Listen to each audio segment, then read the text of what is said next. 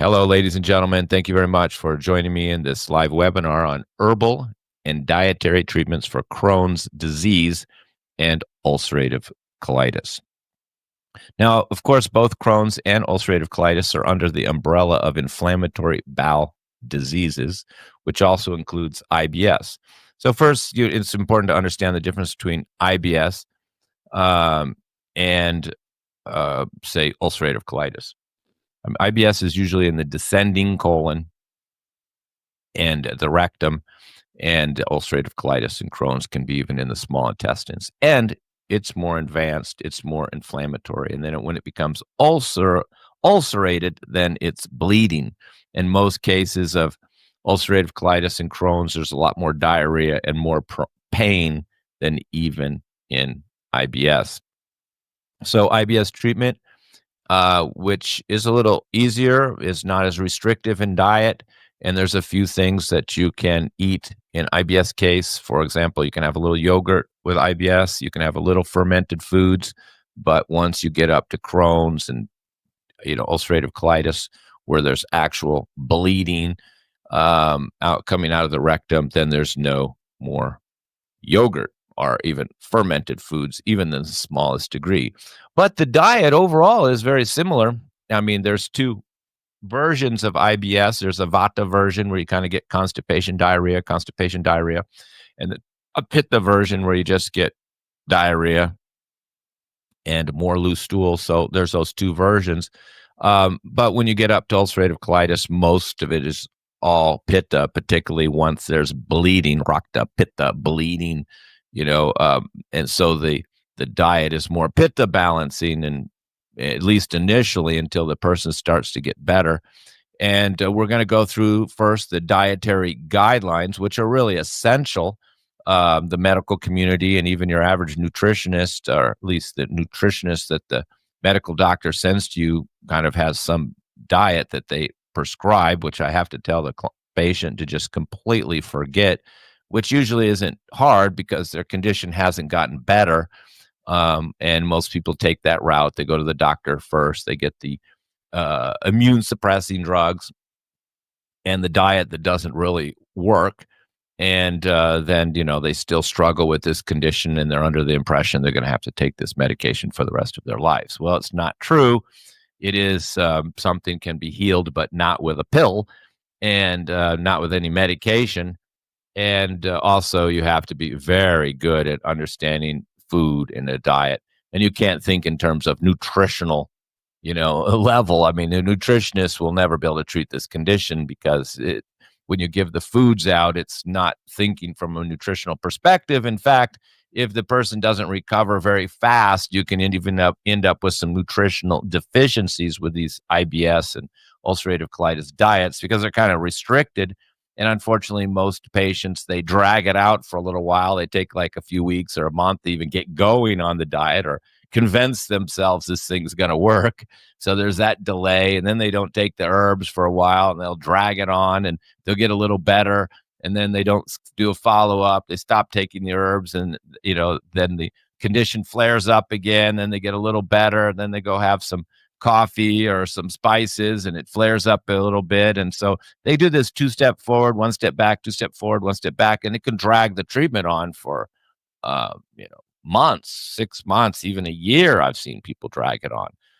But these days I've been really emphasizing to my patients for, all these inflammatory bowel conditions, to be strict and stick to it, do the follow-ups, and don't, even when you're getting better, don't stop the herbs. And there's a couple stages. Now I explain that there's, at least 3 stages. The first stage is the restrictive diet.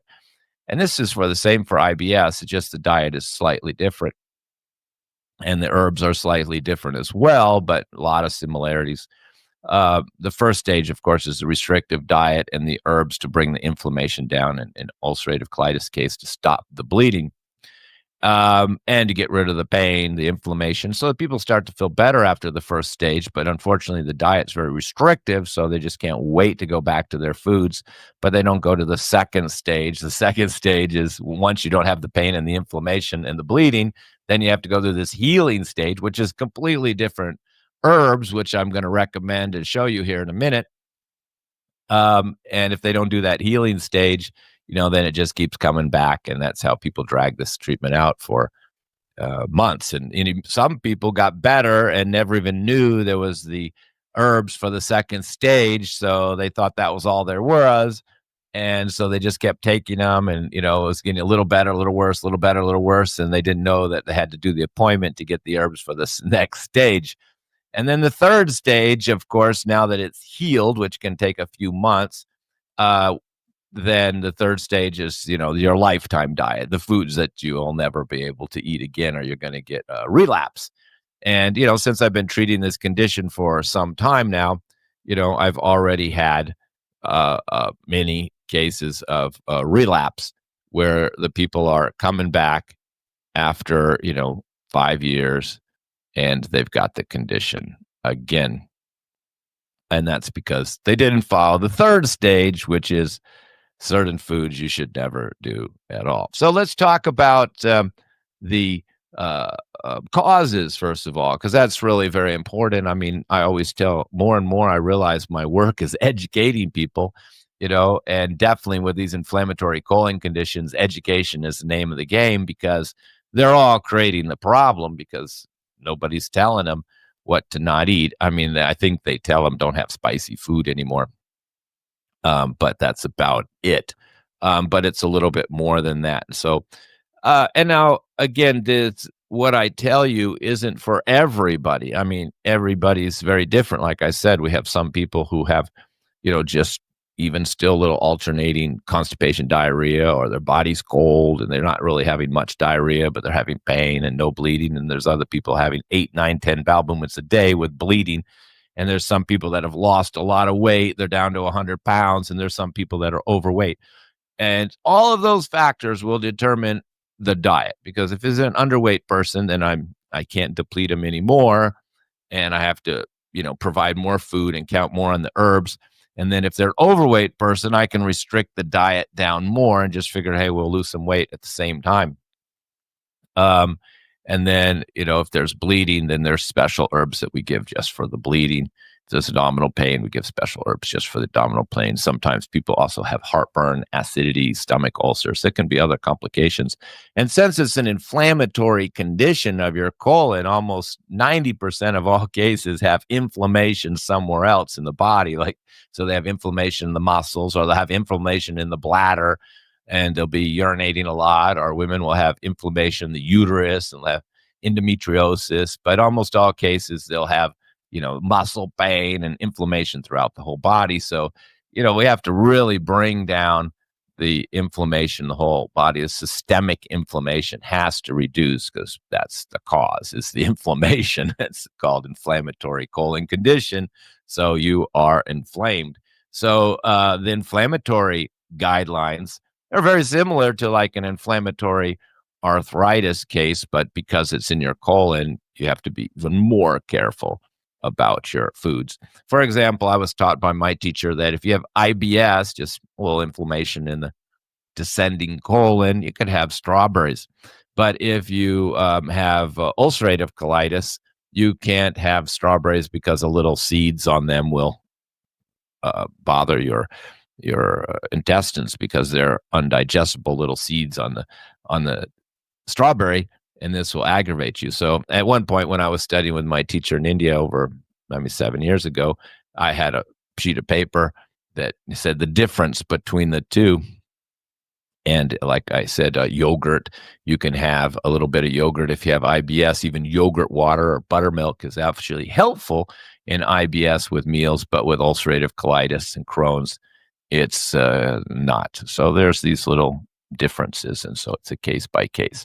So let's go back to the causes of the inflammation, because that's what we're talking about here. And let's just go through these common causes. Of course, number one on the top of the list, and why we get so many Hispanics and Indians and Pakistanis with inflammatory colon condition, is due to the chili pepper.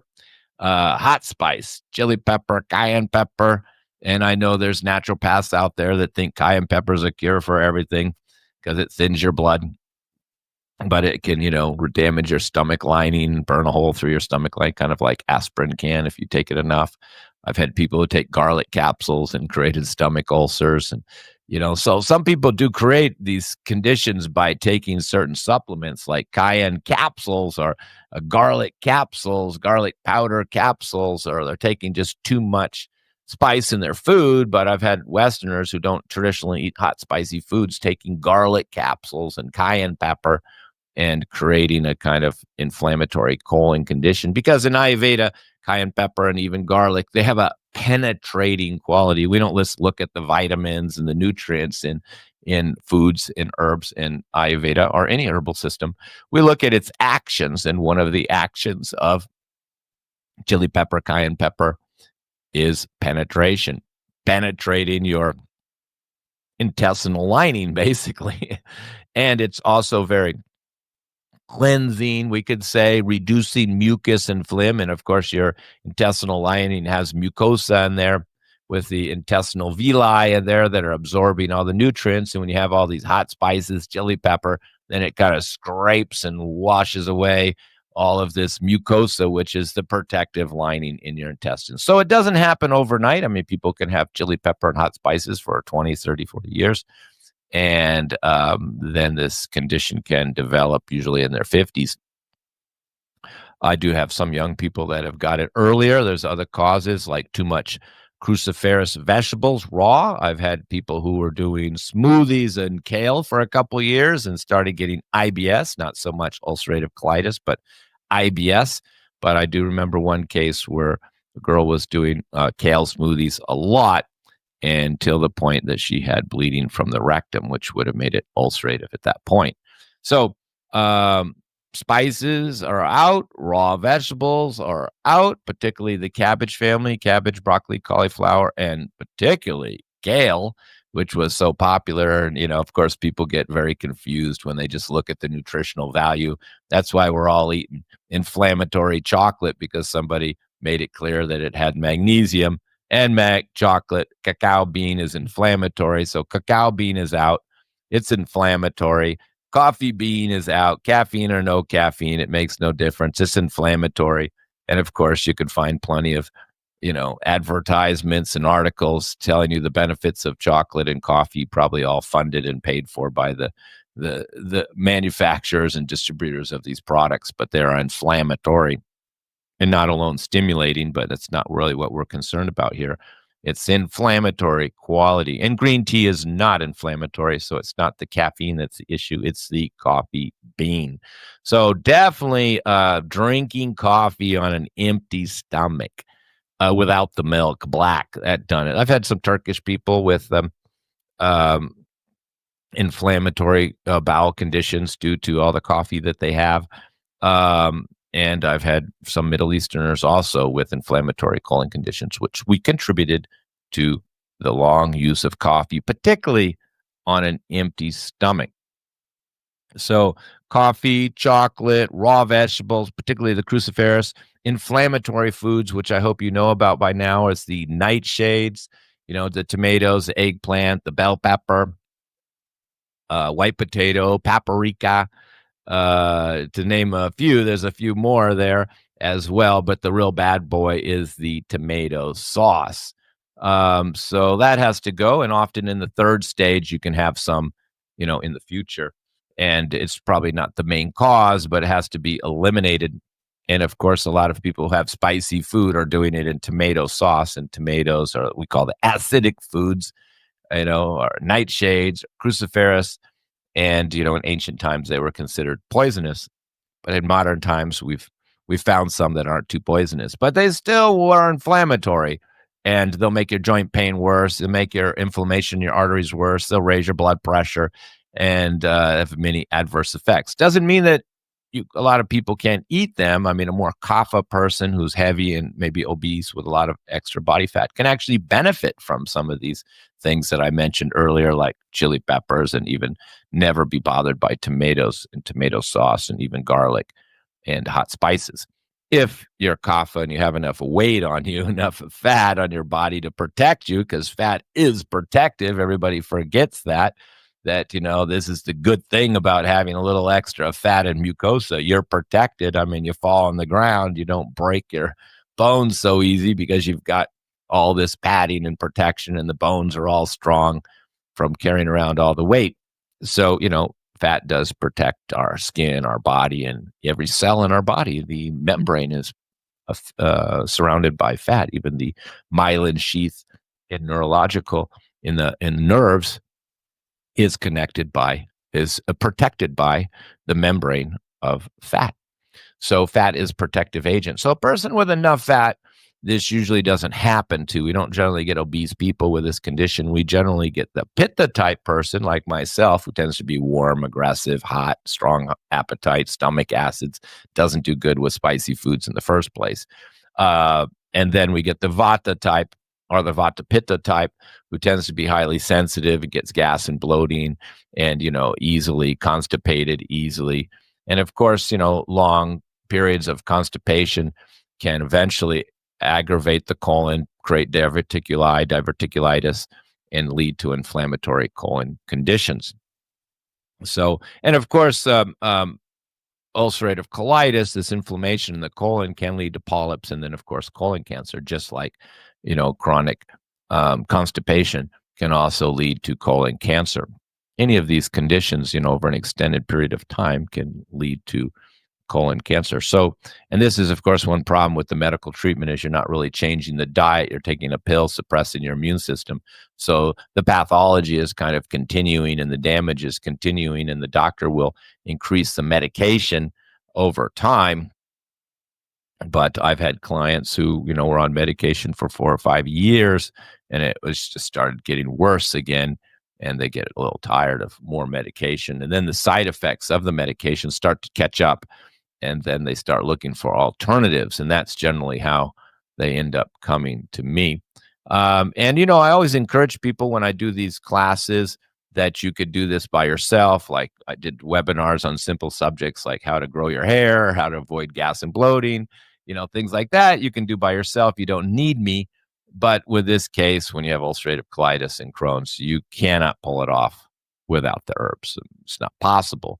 You can get into a kind of a maintenance or management state where you're like not having the symptoms and the pain and so much bleeding. You're kind of managing it. I have met some people who are, quite knowledgeable and kind of learned the hard way about what to eat and what not to eat. But over years, they figured out what to eat and what not to eat. And some of them even find Ayurvedic guidelines, which will just tell you, because Ayurveda doctors have been treating this for a long time. And so they get the diet down, and then they're able to manage it so they don't have the pain. But often the diet's so restrictive, they lose weight and they become weak and frail. So the diet is never made to be done without the treatment. That's very important. Most people have the diet wrong, but like I said, there are a few people that have it 80-90% right from just years of research and trial and error, which is really the hard way to learn, when I could tell you the whole diet in 20 minutes.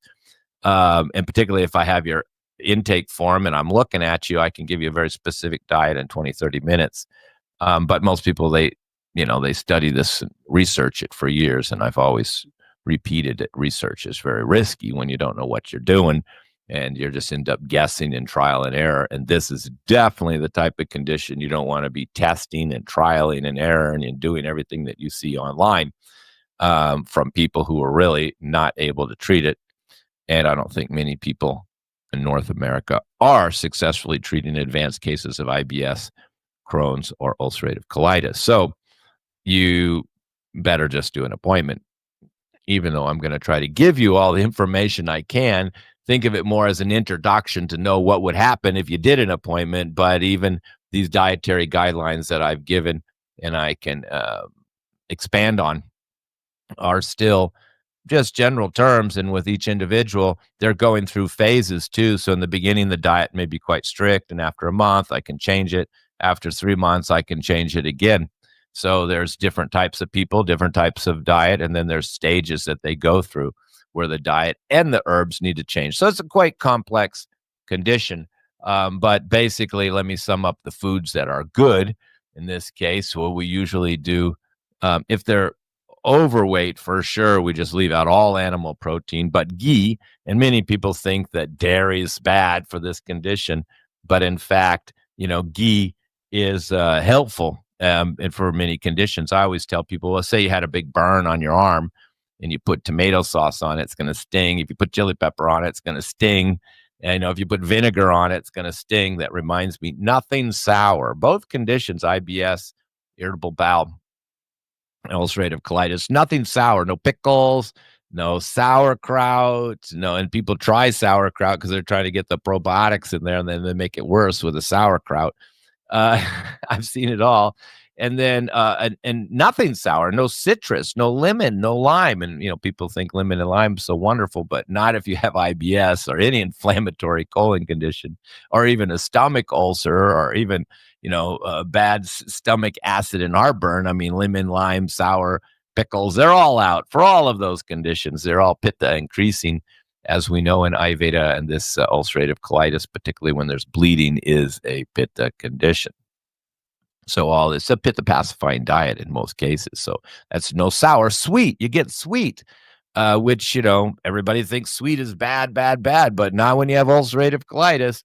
You get to have sweet fruit. Like I give out coconut water a lot. And, if you've ever had somebody with a stomach ulcer, which I've treated, one of the signs of stomach ulcer is it hurts when they have water, and they want to go do the endoscopy. And I said, well, I'll just ask you one simple question to know if you have stomach ulcer. One, if you're spitting out any blood, we know it's ulcerated. And two, if you drink just a cup of water and it hurts, you have a stomach ulcer or some bad inflammation in the stomach. So it just shows you just even water will hurt this condition in an advanced stage, because a stomach ulcer is very similar to ulcerative colitis in the stomach. And sometimes the people even have mouth ulcers in their mouth, and stomach ulcers and ulcerations in the colon. It can all be inflamed. And usually these people are not able to eat much and losing weight at a rapid pace. But they can drink coconut water. So, if you do the sweet, they don't know about this, but they can do sweets, very sweet fruit, like mango is always sweet. You can't do apple. I mean, even if it's sweet, there's a little peculiarities to Ayurveda, but apple is vata increasing, so apple. But pear juice, a mango juice. I give mango juice, and everybody's anti, fruit these days, and just want to eat only meat and fat. And but fruit's really helpful in this case, but only certain ones, and only sweet ones, only soothing ones. And coconut water is a real hit. But anyway, my point is no sour, no pickles. And in most cases, we put people on khichdi, mung dal, a yellow mung, not even the green mung, because of the fibrous substance, and a white rice, which, of course, most people who are aware know white rice is completely devoid of nutrition, constipating, completely useless, eating cardboard, no fiber on the outside, no with the husk, and no germ with all the vitamins, particularly the vitamin E and fat-soluble vitamins are all in the germ. This has all been removed with white rice. Every day I'm telling Asians and Hispanics to stop the white rice and never give it to your children. It's completely devoid of nutrients. It's just like eating white bread.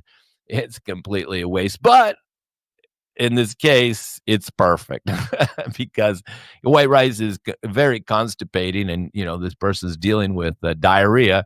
So we give them cakey white rice. That's right. Not soupy white rice, cakey, dry white rice. Like you could pick it up with your hand and it just sticks in a ball. It helps reduce down like 8 bowel movements down to 5 bowel movements down to 3. People are amazed. They've had IBS and our ulcerative colitis for years. And now they're eating white rice, and, it's already getting better. So that's a great trick, the white rice. And you can't do it forever, because eventually you're going to end up constipated if you keep eating white rice. And of course, you're getting no B vitamins out of it. It's nutritionally devoid. So, you can't do this too long, and it's not a nutritional therapy. And almost all vitamins have to be stopped, by the way. They're all aggravating to the intestines. And, a nutritionist can't treat this condition because they just want to give you more vitamins. And most people have already stopped their vitamins and supplements because this is aggravating the condition even worse. These concentrated synthetic vitamins where we're still popping all the time thinking they're healthy. And, many of them are, B vitamins are jacking us up. And And some of these calciums don't even absorb the vitamin D, that most people are taking. I wouldn't take it. It's a toxic. There's food-based forms. I've spoke on this many times. But all the vitamins and supplements have to change. Of course, the alcohol has to go. The coffee has to go. The pickles have to go. The sour foods have to go. So you kind of get this bland diet. I wouldn't laugh if you were a patient, but, I've given so many cases. I have to be a little more sober for the poor patient. But they already are moving to a bland diet already. And sometimes people have discovered some of these things like coconut water, mango juice, and they're learning the hard way. They've already tried the lemon juice. That made more pain. They tried the sauerkraut. That made it all worse. And when you have ulcerative colitis, you can't even do any yogurt. But we have IBS. You can have the little yogurt, little fermented foods. It's a more relaxed diet. It's not so strict.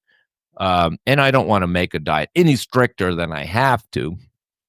Now, if the person's already depleted and underweight, then I'll have to allow some chicken in, some not even fish, but chicken.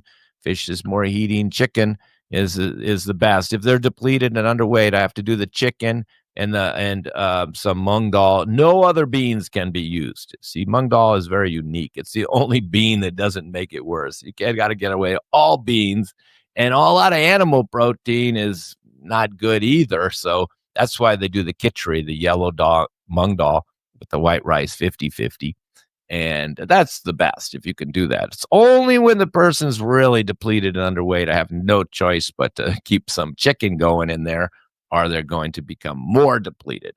So chicken soup, bone broth helps a lot. They can cook all the vegetables in bone broth. Everything should be soft and cooked. The vegetables that are good are the gourd family, the pumpkin, the squash, zucchini. I mean, you could be bleeding out the rectum in extreme pain and still have zucchini and squash. Sweet potato is fantastic. And ghee, you can just slab the ghee all over everything. Another great source of vitamin D. I don't know why people are so anti-dairy when ghee is such a wonderful food and you can even have it.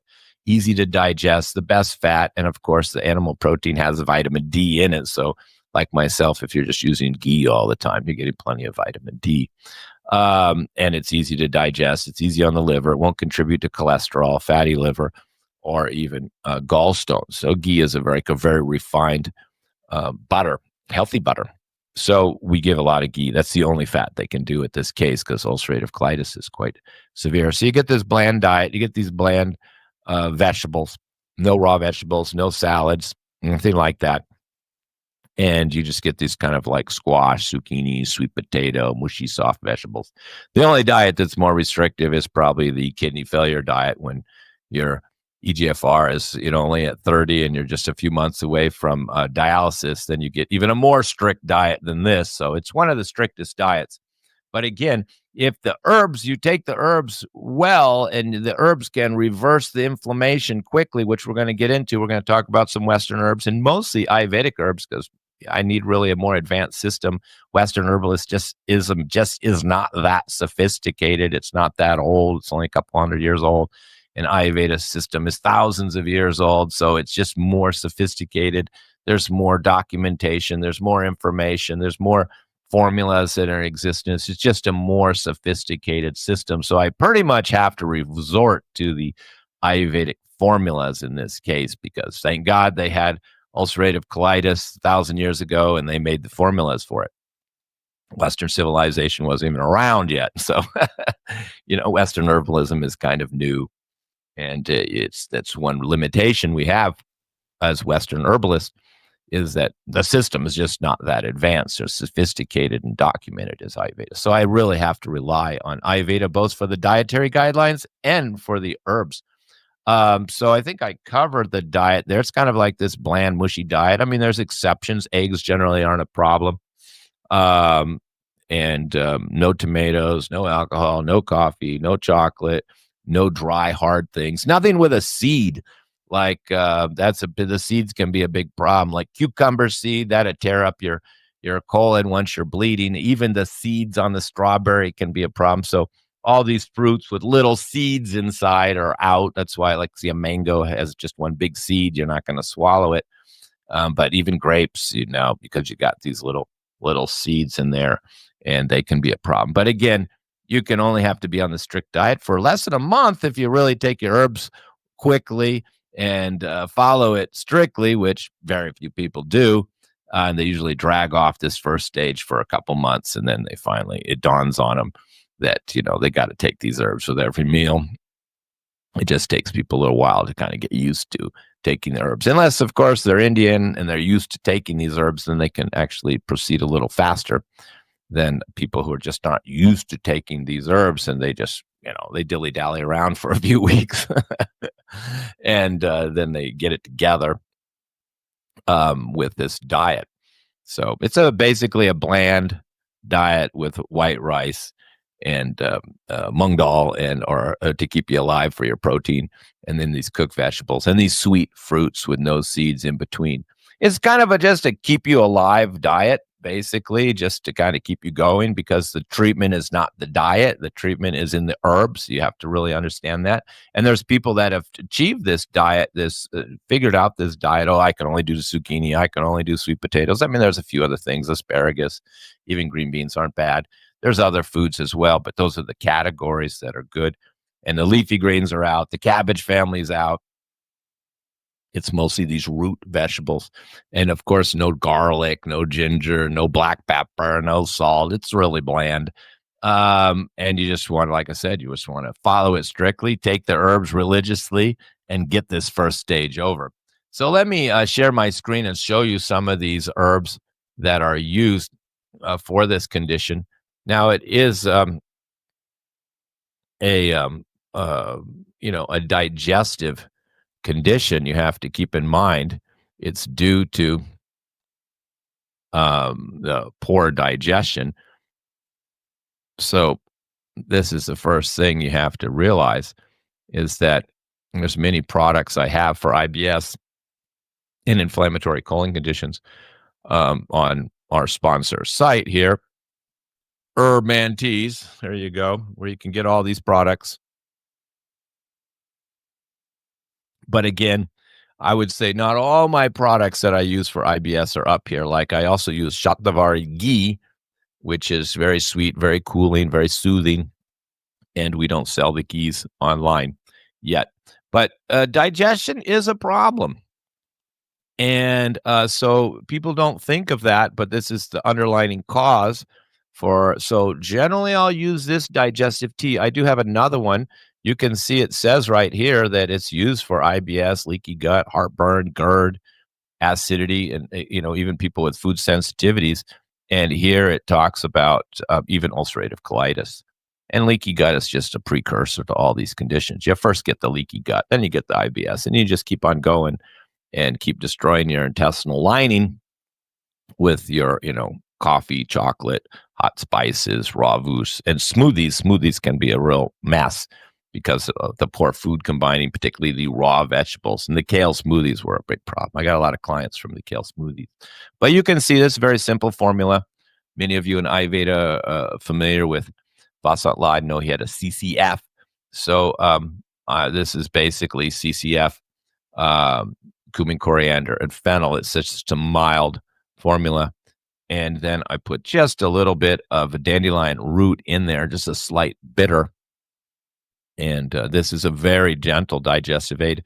Unfortunately, a lot of people who know about CCF think it's for all types of digestion, but it's really a very gentle digestive formula. People who have low appetite, and most of these formulas will use ginger. Ginger stimulating the digestion, and most of them are hot. But you can't use any ginger with ulcerative colitis. You can't even go that heat. I mean, you're down to fennel.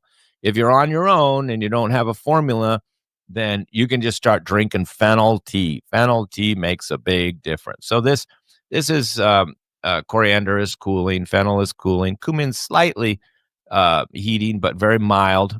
And then the dandelion has got the little bitter to it to help you digest the fatty foods. So this is for those with hypersensitive digestion, including all these conditions. So I give them this and have them sip it with the meals, and this helps a lot.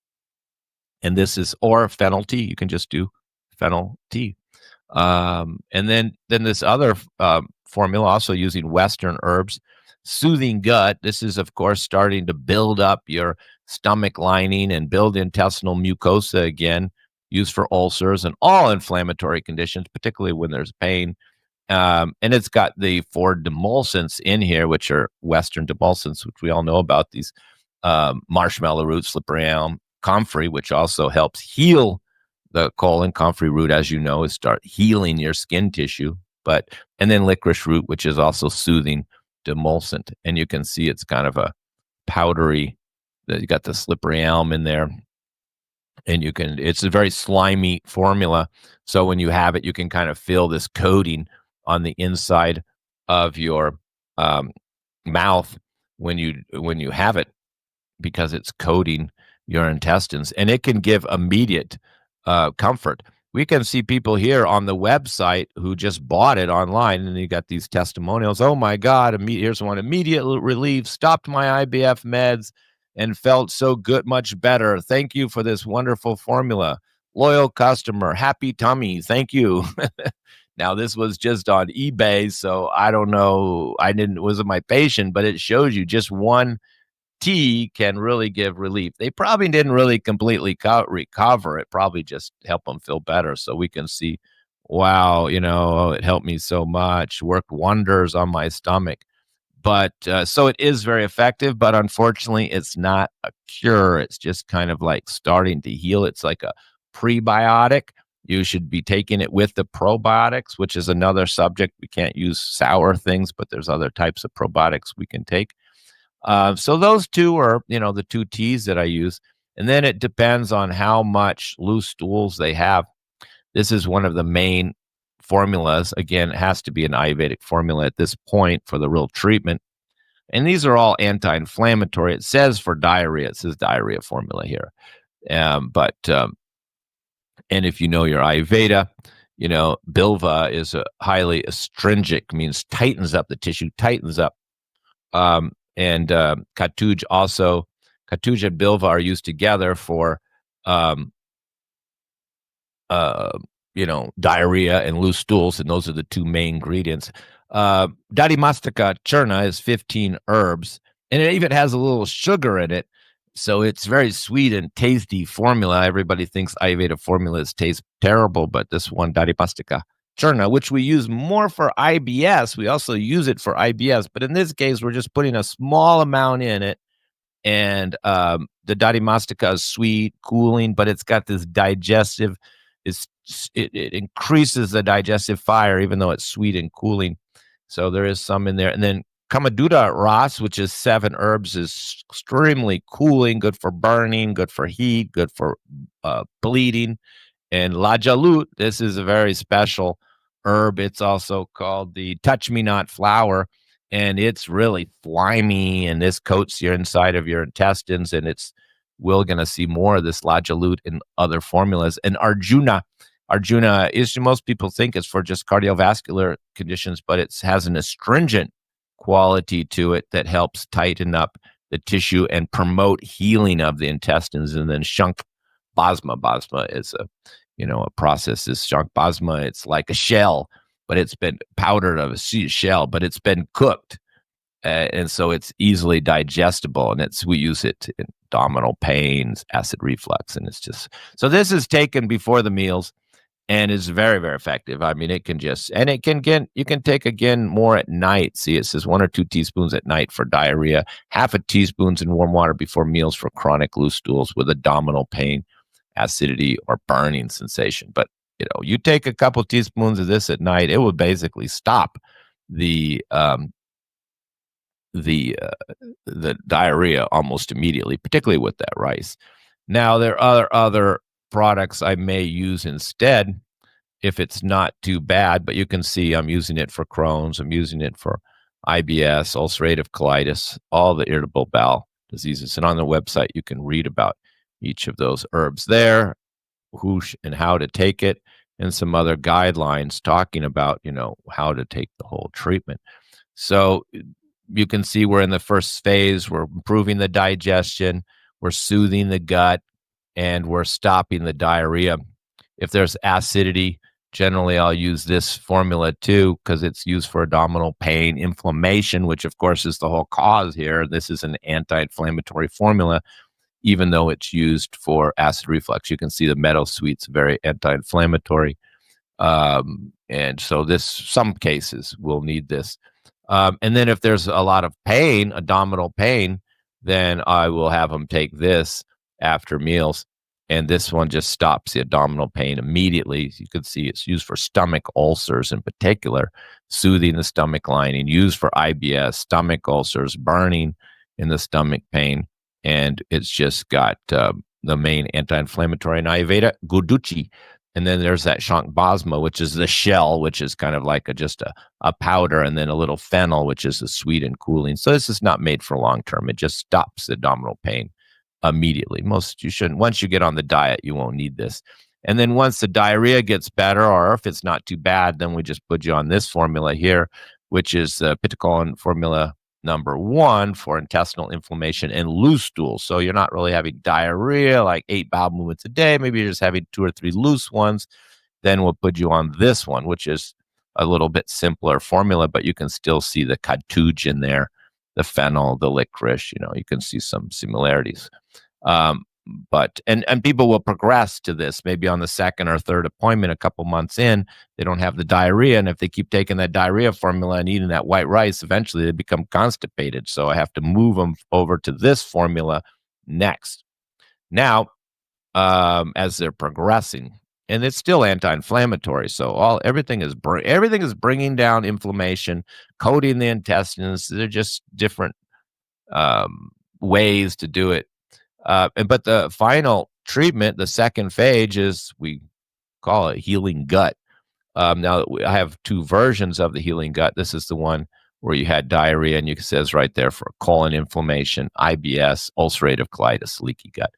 There are 2 versions. This is the Pitta version. There's also a Vata version, but most ulcerative colitis cases are Pitta, where there's more burning and pain. And you can see some of the same herbs that we talked about earlier, but some other ones. There's the Arjuna is now first because it's more in a healing, tightening up the tissues. There's the Katouj, which is for the loose stools and inflammation. Bilva, anti-inflammatory, used for diarrhea, but we're just a smaller amount. So it's not just the herbs that are important here.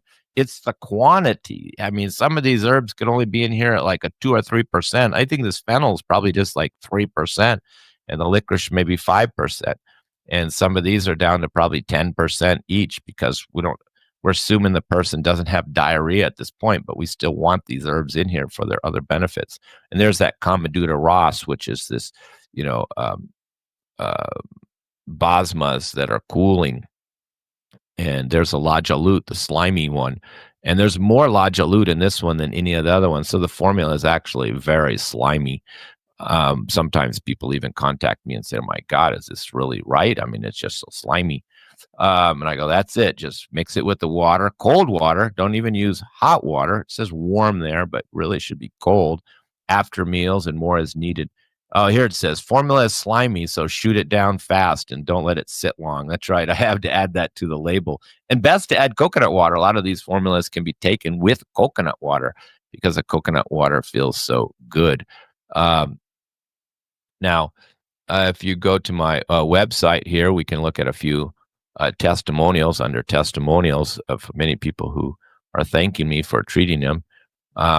We can just go down to colon conditions. At one point, all these colon conditions were just, constipation, but now people thanking me for getting rid of their constipation. But now they're just full of people thanking me for IBS. Here's one, somebody treated for IBS. They didn't even really acknowledge they had IBS. That's why she had some other focuses, but I got rid of her IBS. In this case, this woman had serious case of IBS, and this treatment that I just described resolved it in a couple of weeks. She's probably not correct that I resolved it. It wasn't healed, but she didn't have the pain. She didn't have the bleeding. She didn't have the diarrhea. So, she clearly thought it was resolved, but in fact, she had to keep going. She probably just gave the testimonial early on to thank me. And it's interesting. She says, "I've seen several specialists over the years, but none zeroed in on what was wrong." She was also malnourished, and she thought she was eating healthy, but she wasn't, because That's right. Most of the people out there giving the advice, don't know what they're doing, and they don't have this understanding of foods. Only really an Ayurveda doctor really understands foods, because we don't think in terms of nutrition, and that's where everybody goes wrong, because they just keep thinking that everything's nutritional. Um, and we got some ulcerative colitis cases coming here. No longer hours in the morning with IBS. Again, they all are shocked that they went to so many specialists and nobody told them what to eat. And then, they met with me, and then a few weeks they got better when they've already been to multiple doctors. Most people have had the condition for years. This person says 3 days, but again, it wasn't resolved, maybe better in 3 days and this woman was going to the ER with severe pain, and the doctors only gave her something to reduce the acidity. See, she had stomach acids as well, which is very common. 3 days, she had no more pain, but she was just beginning. And then bleeding, nausea, vomiting, taken care of. I'm looking for a particular one. Oh, here's the one for ulcerative colitis I really want to show you. And this one is by a medical doctor. His name's on the bottom. This was actually on kind of letterhead, and the letter was longer, so I took out little chunks. You can see the ... But he was on prednisone, then he came off the prednisone, and then he continued this specific carbohydrate diet, which doesn't work, which I have to tell everybody to get off of and just follow my guidelines. And this guy definitely had bad ulcerative colitis, bloody diarrhea, gas, abdominal cramping when he got off the medication. And then they wanted him to go on Remicade. But being a medical doctor, he says here, I was fully aware of the horrendous side effects of Remicade. A lot of people aren't aware of that, and they go on Remicade. Then they get those horrendous side effects, and then they come to me. So then he came to me. Then I talked to him. I told him what to eat, what not to eat. I gave him all these formulas. And he followed it religiously, and his diarrhea resolved in 2 or 3 days. Again, this is a medical doctor. Blood in the stools and excessive gas continued to improve over the next 8 weeks. This was probably one of the worst cases I've ever had, because he was on the medication so long, and then when he stopped, it just kind of got worse when he came off the medications. He was symptom-free. He was ecstatic. He stopped the herbs, started to adventure in the, quote, forbidden foods and spices. A month later, he paid the price. Symptoms recurred, but only mildly, went back on the herbs and the allowed foods, and he got rid of the symptoms, and that's where he stands now. He also gained 10 pounds, has plenty of energy, and I like his last statement here. It's been an eye-opening experience. That's because he was a medical doctor, and I think he tried to treat it for like 8 years or something before he came to me. So I hope that helps you to see that you can treat these conditions without medication, and in fact you may have no choice to do it without medication if you don't want to go on some of these harmful medications that even the medical doctor himself didn't want to take, and the immune suppressing drugs. So sometimes when people get on these immune suppressing drugs, and they start getting other types of infections like UTIs, fungus growths, and colds and flus and other symptoms, because their immune system is repressed. And just like the doctor there, when he gets off his prednisone, then the whole thing flares up and just comes back. And since nobody told him what to eat and not to eat, I think he figured out not to do the spices anymore because they hurt. But this drags on for years and years. So I do want to encourage you, if you have an inflammatory colon condition, particularly Crohn's or ulcerative colitis or IBS in the advanced stages where you're having pain, then don't hesitate to schedule an appointment with me and stop thinking about it and stop searching online and guessing what to do, because it's really almost untreatable without the herbs. From what I've seen, nobody's really pulled it off. Naturopaths, doctors, herbalists, the only people I know pulling this off is Ayurvedic doctors in India, where I learned.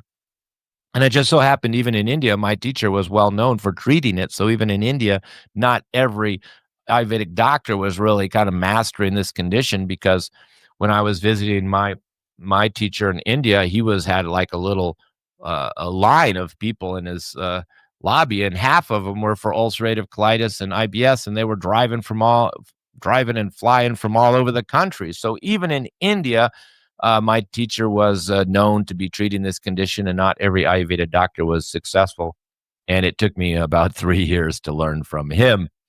And, already I'm a good herbalist, and there was still herbs I had to acquire, like the lajaloot, which I couldn't even get. I had to get it from my teacher. So some of the herbs are very hard to find. And, the percentages are very tricky.